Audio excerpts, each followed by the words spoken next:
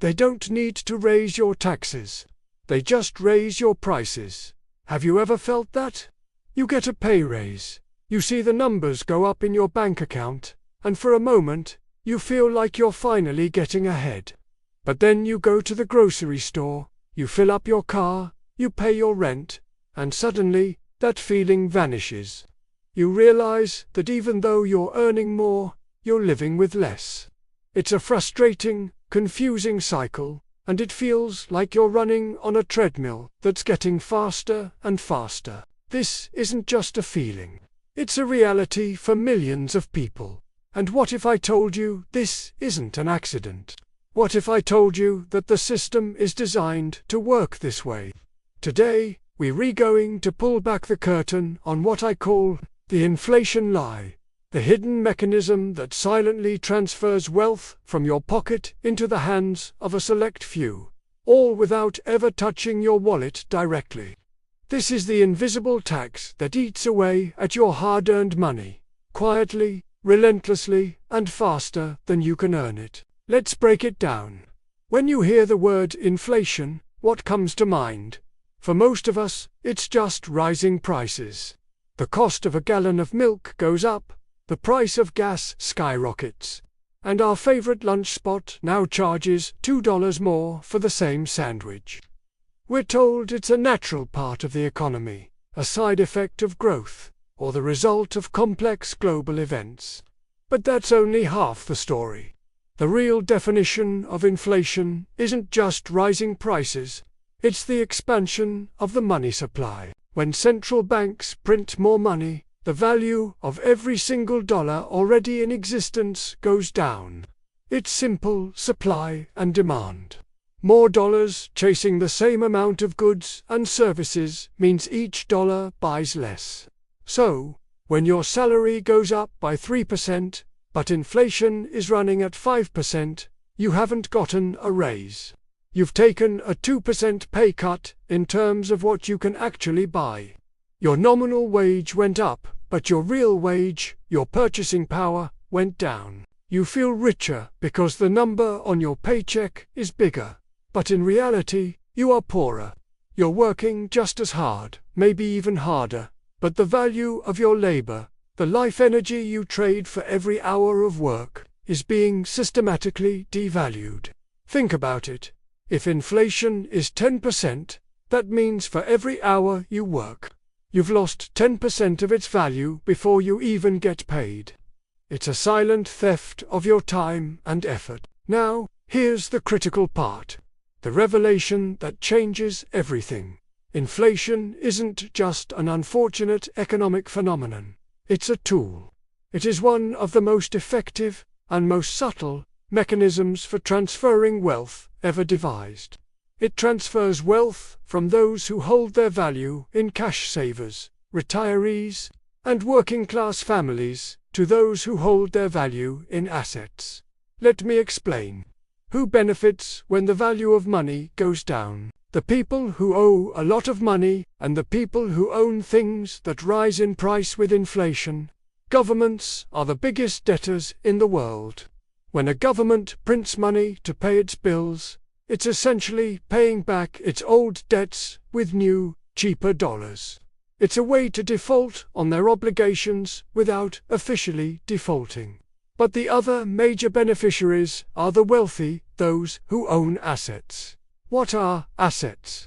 They are things like real estate, stocks in major corporations, fine art, and other hard assets. When the money supply increases, the prices of these assets tend to rise dramatically, often much faster than the rate of general inflation.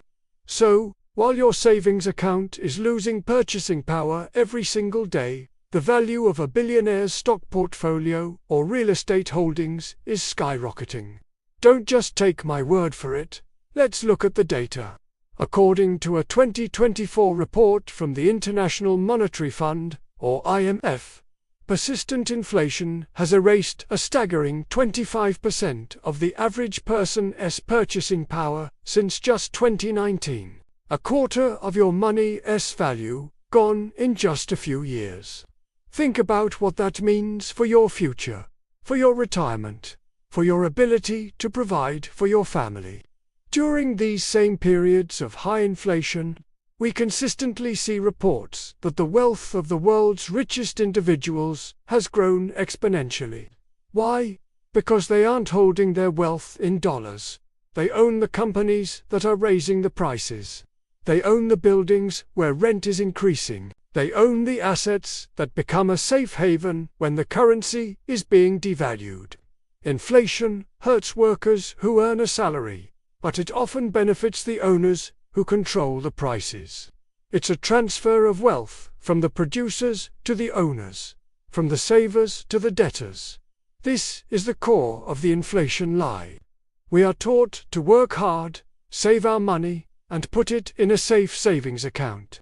But in an inflationary environment, a savings account isn't safe at all. It's a guaranteed loss. The interest you earn is almost always lower than the real rate of inflation, meaning your money is actively losing value.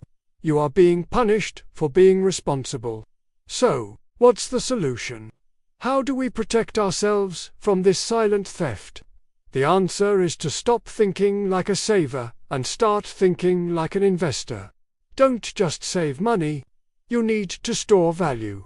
This means you need to put your capital into assets that can outpace inflation. This isn't about risky get-rich-quick schemes. It's about a fundamental shift in mindset. The most important asset you can invest in is yourself. Your knowledge, your skills, your ability to adapt and provide value in the marketplace. That's something no one can ever devalue. Learn a high-income skill, start a side hustle, or become an expert in a niche field. Your earning potential is your greatest hedge against inflation. Second, consider investing in businesses, either by starting your own or by buying stocks in solid, profitable companies. When you own a piece of a business, you own a piece of its pricing power. When that company raises its prices to keep up with inflation, you, as an owner, benefit from the increased revenue. Instead of being a victim of rising prices, you become a beneficiary. And third, look into hard assets. These are tangible things that have intrinsic value. Historically, things like real estate, precious metals, and even certain collectibles have served as excellent stores of value during times of high inflation. When the currency falters, people flock to things they can touch, things that have a proven history of holding their value over centuries. The key is to diversify and find assets that you understand and that fit your personal financial situation. It's about moving your wealth from currency, which is designed to be printed and devalued, into assets that are scarce and hold their value. The moral of the story is simple but profound. They print, you pay.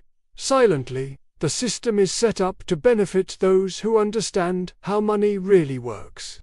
It's not about a conspiracy theory. It's about understanding incentives. The incentive for governments is to print money to fund their spending and pay their debts. The consequence is that your savings are eroded. But now, you know. You can see the invisible hand that's been taking a cut of your labor. Knowledge is the first step to financial freedom.